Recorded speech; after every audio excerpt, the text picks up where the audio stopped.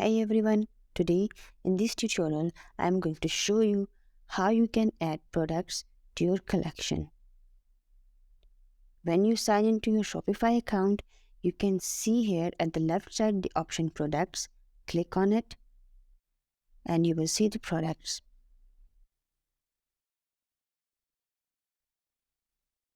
If you don't have products, you can simply click on add products from here.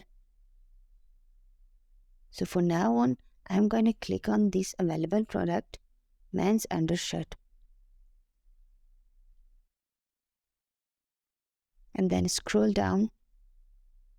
You will see the product organization. On right hand side below it, you will see the collection box. Click on it and select the product.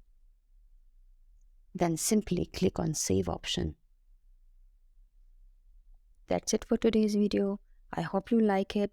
Thanks for watching.